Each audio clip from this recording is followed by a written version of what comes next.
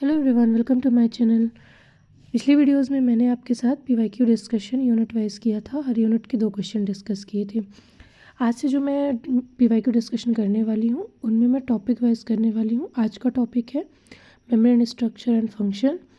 आप लोग पहले क्वेश्चन वीडियो पॉज करके उनका आंसर खुद दीजिएगा, उसके बाद ये आंसर देखिएगा और कमेंट सेक्शन में ज़रूर बताइएगा आपके कितने क्वेश्चन सही हुए हैं। टॉपिक वाइज पीवाईक्यू डिस्कशन का फ़ायदा ये होने वाला है कि आप किसी एक टॉपिक को कंप्लीट करके उसके आंसर खुद दे सकते हैं। इसके साथ ही इस टॉपिक से एमपी सेट 17 में 2 क्वेश्चन आए हुए हैं और एमपी सेट 23 में 5 क्वेश्चन आए हुए हैं। तो चलिए शुरू करते हैं। First question is the gases oxygen and carbon dioxide move across the plasma membrane by process of. Gases जैसे ऑक्सीजन और कार्बन डाइऑक्साइड होती हैं वो प्लाज्मा मेम्ब्रेन को किस प्रोसेस द्वारा क्रॉस करती हैं।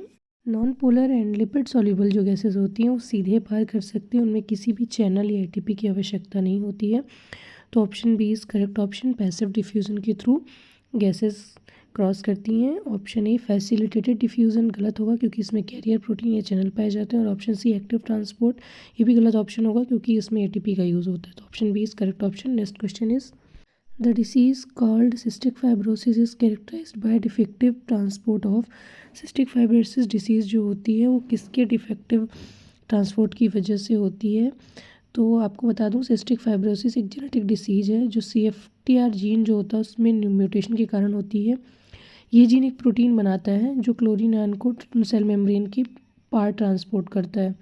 अगर क्लोरीन आयन ट्रांसपोर्ट में डिफेक्ट हो जाता है तो बॉडी में थिक और स्टिकी म्यूकस बनता है। म्यूकस लंग्स में जमा होकर सांस लेने में डिफेक्ट कॉज करता है। डाइजेस्टिव सिस्टम में पैनक्रियाटिक डक्ट को ब्लॉक कर देता है। तो इसका जो सही ऑप्शन है वो ऑप्शन नंबर ए है, chlorine ion. Next one is aquaporins are associated with. तो सबसे पहले मैं आपको एक्वापोरिन्स के बारे में बता दूं। एक्वापोरिन्स जो होते हैं मेम्ब्रेन चैनल प्रोटीन होते हैं। ये वाटर मॉलिक्यूल को ट्रांसपोर्ट करते हैं, सेल में वाटर बैलेंस बना के रखते हैं, पानी के एब्जॉर्प्शन एंड एक्सक्रीशन रेगुलेट करते हैं।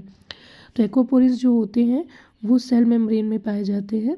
Option C is correct option. Option A नहीं होगा क्योंकि राइबोसोम में वाटर का ट्रांसपोर्ट नहीं होता, वो प्रोटीन सिंथेसिस करते हैं। और न्यूक्लियर मेम्ब्रेन में न्यूक्लियर पोर पाए जाते हैं। रफ एंडोप्लाज्मिक रेटिकुलम में बाहर साइड पे राइबोसोम्स जुड़े होते हैं। तो इसका जो सही ऑप्शन है वो ऑप्शन नंबर सी होगा। Next question is cystic fibrosis is caused by a mutation in the gene for a transporter protein. Cystic fibrosis transmembrane conductance regulator. CFTR is an ion channel in a plasma membrane of epithelial cells. Which of the following channel does CFTR belong to?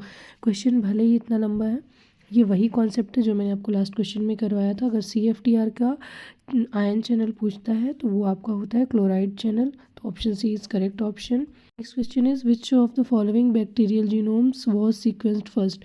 सबसे पहले कौन सा bacterial genome sequence किया गया था।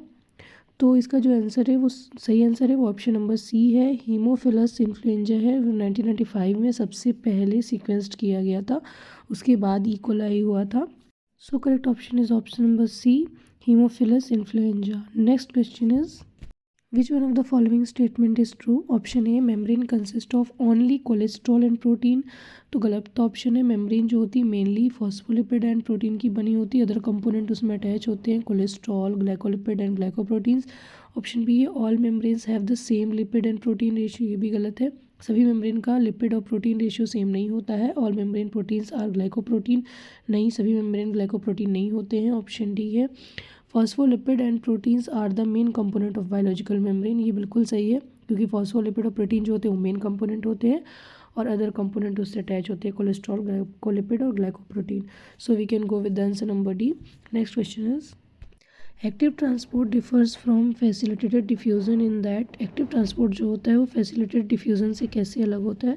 तो आपको बता दूं एक्टिव ट्रांसपोर्ट में मॉलिक्यूल्स जो होते हैं वो लो टू हाई मूव करते हैं, मतलब इनमें एटीपी की रिक्वायरमेंट होती है। और फैसिलिटेटेड डिफ्यूज़न में हाई टू लो मूव करते हैं मॉलिक्यूल्स, तो उसमें एटीपी की रिक्वायरमेंट नहीं होती। तो ऑप्शंस के साथ चलते हैं। तो ऑप्शन ए है in active transport the molecules move from higher to lower concentration. ये गलत है, हायर टू लोअर नहीं होता एक्टिव में, लोअर टू हायर होता है। Option B carrier protein is involve in both the transporters. Option B गलत है, कैरियर प्रोटीन बोथ ट्रांसपोर्टर में इन्वॉल्व नहीं होते हैं।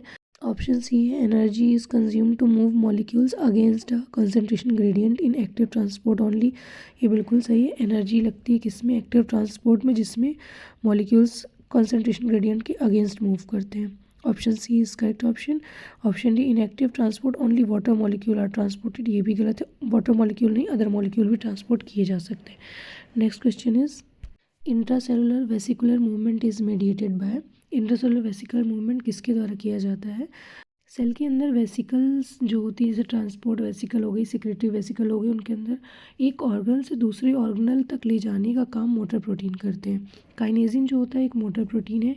एटीपी का यूज़ करके वेसिकल्स, ऑर्गनल्स और मॉलिक्यूल्स को मूव करता है। जनरली वेसिकल्स को सेल के सेंटर से प्लाज्मा मेम्ब्रेन की ओर तक ले जाता है। तो ऑप्शंस के साथ चलते हैं। ऑप्शन ए है एक्वापोरिन्स, ये मेम्ब्रेन चैनल है। बी है कैरियर प्रोटीन, मेम्ब्रेन ट्रांसपोर्ट में हेल्प करता है, वेसिकुलर मूवमेंट में नहीं। सी काइनेजिन, करेक्ट ऑप्शन है। ऑप्शन डी चैपरॉन, ये प्रोटीन फोल्डिंग में हेल्प करते हैं, ना कि वेस्कुलर मूवमेंट में। So we can go with the answer number C. Next question is movement of lipids in membrane can be studied using spectroscopy technique. Lipids की movement membrane में कौन सी spectroscopic technique के द्वारा स्टडी की जाती है? सबसे पहले आपको बता दूं, फ्रैप एक टेक्निक होती है, fluorescence recovery after photo bleaching. Fluorescence dyes से लेबल किया जाता है, लिपिड की मूवमेंट को फ्लोरेसेंस स्पेक्ट्रोस्कोपी से डिटेक्ट किया जाता है। ऑप्शन ए है ESR, इलेक्ट्रॉन स्पिन रेजोनेंस, इसको कभी कभी यूज़ कर सकते हैं पर मोस्टली फ्रैप का यूज़ करते हैं। Option B NMR, nuclear magnetic resonance, ये भी इसका ऑप्शन नहीं होगा। ऑप्शन सी फ्लोरेसेंस, ये बिल्कुल सही है, फ्लोरेसेंस से ही टैग किया जाता है। ऑप्शन डी है UV विजिबल एब्जॉर्प्शन, ये मॉलिक्यूल की अब्जॉर्प्शन प्रॉपर्टी को बताता है, ना कि लिपिड की मूवमेंट को। So we can go with option number C. Next question is why hydropathy plot employed. Hydropathy plot क्यों एम्प्लॉय होता है? तो सबसे पहले हाइड्रोपैथी प्लॉट के बारे में आपको बता दूं, यह एक ग्राफ होता है। प्रोटीन सीक्वेंस की प्रत्येक अमीनो एसिड को हाइड्रोफोबिसिटी या हाइड्रोफिलिसिटी के बेसिस पे ग्राफ प्लॉट किया जाता है। इससे ये पता चलता है कि प्रोटीन का कौन सा भाग एम्बेडेड है या कौन सा भाग एक्सपोज्ड है। ऑप्शन ए है determine the hydrophobia in patient, गलत है, हाइड्रोफोबिया के बारे में नहीं बताता है। बी है to investigate the transmembrane domain of protein, बिल्कुल सही है, ट्रांस मेम्ब्रेन डोमेन के बारे में बताता है प्रोटीन्स की। Option C to determine affinity of two interacting peptides, गलत है, इंटरेक्टिंग पेप्टाइड के बारे में नहीं बताता है। ऑप्शन डी है to determine the tertiary structure of peptide, tertiary structure के बारे में भी कोई इन्फॉर्मेशन नहीं देता। So option B is correct. We can go with the answer number B. Next question is animal cell lysosome maintains the pH by one of the following transporters. Animal cell में lysosome जो होता है वो pH का maintain कौन से transporter के through करता है? तो सबसे पहले आपको बता दूं, लाइजोसोम का pH एसिडिक होता है 4 to 5। Acidic environment enzymes active के लिए ज़रूरी होता है। एसिडिक pH जो होता है H+ या ATPase, V टाइप ATPase के थ्रू होता है, जो कि एक ATP मेडिएटेड चैनल होते हैं, और H+ को साइटोप्लाज्म से लाइसोसोम तक लेके जाते हैं। तो ऑप्शन ए जो है वो है GPCR, ये एक मेम्ब्रेन रिसेप्टर है। Option B is correct option. Option C Na+K+ pump, ये प्लाज्मा मेम्ब्रेन पर फंक्शन करते हैं, और स्नेयर जो होते हैं वो वेसिकल फ्यूजन में हेल्प करते हैं। So we can go with answer number B. Next question is transport of ions actively takes place. Ion का ट्रांसपोर्ट एक्टिवली कैसे होता है? तो आयन का ट्रांसपोर्ट जब एक्टिवली होगा तो अगेंस्ट कंसंट्रेशन ग्रेडियंट होगा और एटीपी की रिक्वायरमेंट होगी। Option A with concentration gradient not require ATP, गलत है, कंसंट्रेशन ग्रेडियंट के साथ नहीं होगा और एटीपी की रिक्वायरमेंट होगी। Against concentration gradient does not require ATP, ये भी गलत है, एटीपी की रिक्वायरमेंट होगी। ऑप्शन सी है against concentration gradient and require ATP, option C is a correct option. Option D है against pressure gradient and require ATP, ये भी गलत है। So we can go with answer number C. Next question is which one of the following set of transport require energy, इनमें से कौन सा set है जिनमें एनर्जी की रिक्वायरमेंट होती है? ऑप्शन ए एक्टिव ट्रांसपोर्ट, एंडोसाइटोसिस और एक्सोसाइटोसिस। तो सही ऑप्शन यही होगा, क्योंकि एंडोसाइटोसिस में लार्ज मॉलिक्यूल को इनगल्फ किया जाता है, उसमें एनर्जी की रिक्वायरमेंट होती है। एक्सोसाइटोसिस में सेल वेसिकल के जरिए बाहर किया जाता है, उसमें भी एनर्जी की रिक्वायरमेंट होती है। एक्टिव ट्रांसपोर्ट तो उसमें एटीपी का यूज़ होता ही है। So we can go with answer number ए।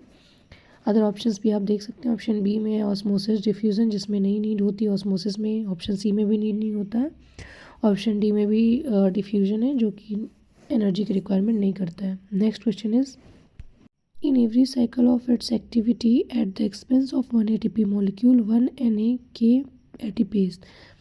तो एक साइकिल जो होता है ATP मॉलिक्यूल का, उसमें कितने Na और K+ का ट्रांसपोर्ट होता है। तो सबसे पहले मैं आपको बता दूं कि 3Na+ बाहर की ओर जाते हैं और 2K+ अंदर की ओर आते हैं, तो एक ATP का खर्च होता है। इसका यूज़ क्या होता है कि रेस्टिड मेम्ब्रेन पोटेंशियल बनाने में, सेल वॉल्यूम रेगुलेशन में, नर्व इम्पल्स कंडक्शन में।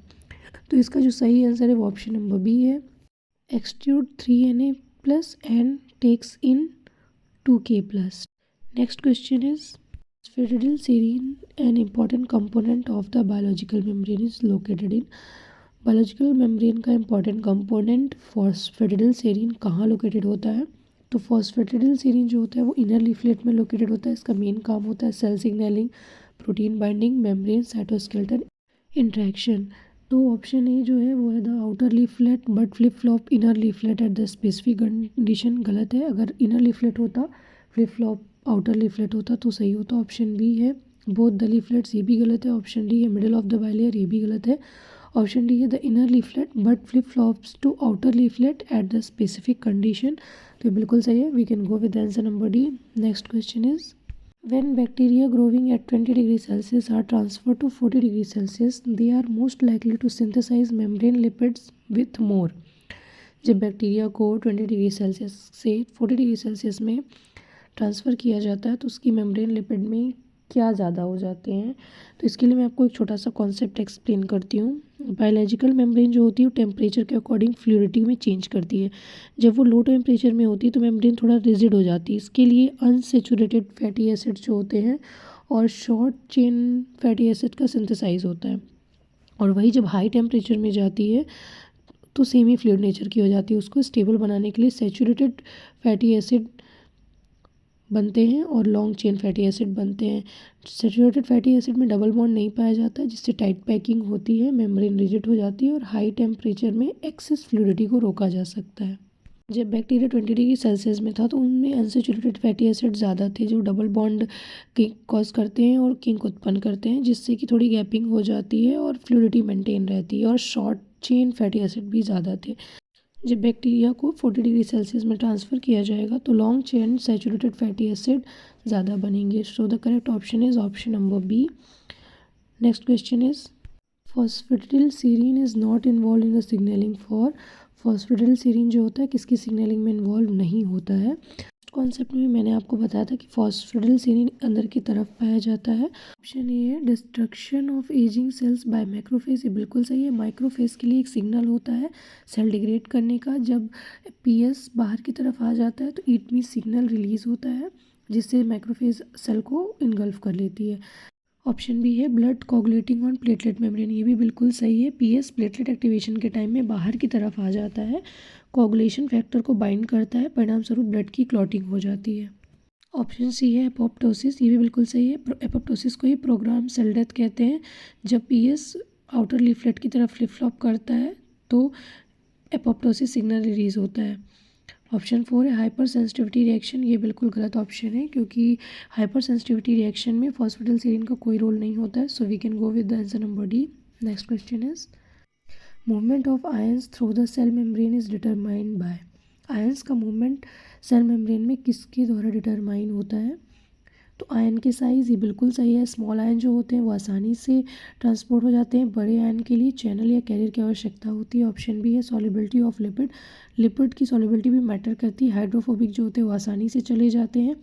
हाइड्रोफिलिक आयन के लिए ट्रांसपोर्ट प्रोटीन की आवश्यकता होती है। ऑप्शन सी है the charge on them, charge भी मैटर करता है, अपोजिट को अट्रैक्ट करता है और सेम को रिपेल करता है। So we can go with answer number D, all of the above is correct option. Next question is the sodium potassium pump mechanism was discovered by. Sodium potassium pump जो होता है किसके द्वारा खोज की गई थी कि 3 सोडियम बाहर की तरफ जाते हैं और 2 सोडियम अंदर की तरफ आते हैं, एक्टिव ट्रांसपोर्ट होता है। ये हॉकिन एंड कीन्स के द्वारा डिस्कवर किया गया था। So we can go with answer number A. Next question is Which one of the following organism have the biggest percentage of unsaturated phospholipid in their membranes। ये भी मैंने अभी आपको पहले कॉन्सेप्ट में बताया हुआ है, भले वो अदर स्टेट का क्वेश्चन था बट एमपी में भी आया हुआ है। तो अगर हम कॉन्सेप्ट क्लियर रखते हैं तो हमें बहुत सारे क्वेश्चन सही हो जाते हैं। तो इसके लिए मैं आपको बता दूं, कोल्ड इन्वायरमेंट में रहने वाले ऑर्गेनिज्म को सेल मेम्ब्रेन को फ्लूइड रखना होता है। ठंड में जो मेम्ब्रेन होती है वो रिजिड होने लगती है, उसमें इसलिए अधिक मात्रा में अनसैचुरेटेड फैटी एसिड पाए जाते हैं, मतलब डबल बॉन्ड पाए जाते हैं। तो ऑप्शन जो ए है वो सही है, एंटार्क्टिक फ़िश इसका सही ऑप्शन है। डेजर्ट स्नेक जो होता है वो सैचुरेटेड पाया जाता है क्योंकि वो गर्मियों में होता है। ह्यूमन बीइंग में एवरेज होता है, दोनों इक्वल होते हैं, सैचुरेटेड और अनसैचुरेटेड। पोलर बियर जो होता है उसमें भी अनसैचुरेटेड फॉस्फोलिपिड्स पाए जाते हैं, लेकिन फ़िश से कम पाए जाते हैं। So option is correct option. इस प्रकार मैंने आपके 20 क्वेश्चन प्रैक्टिस करवाए थे मेम्ब्रेन फंक्शन एंड स्ट्रक्चर के। तो जिस प्रकार मैंने आपको अदर ऑप्शंस के बारे में भी एक्सप्लेन किया, आपको ऐसे ही PYQ करना है। आप लोगों को वीडियो यूज़फुल लगे तो कमेंट सेक्शन में ज़रूर बताइएगा। अगर आप डेली 10-15 मिनट देते हैं तो आपके बहुत सारे क्वेश्चन तैयार हो जाते हैं। मैं कोशिश करूँगी कि डेली आप लोगों के लिए वीडियोज़ लेके आ पाऊँ, कॉन्सेप्ट या टॉपिक रिपीट होते हैं। Thank you.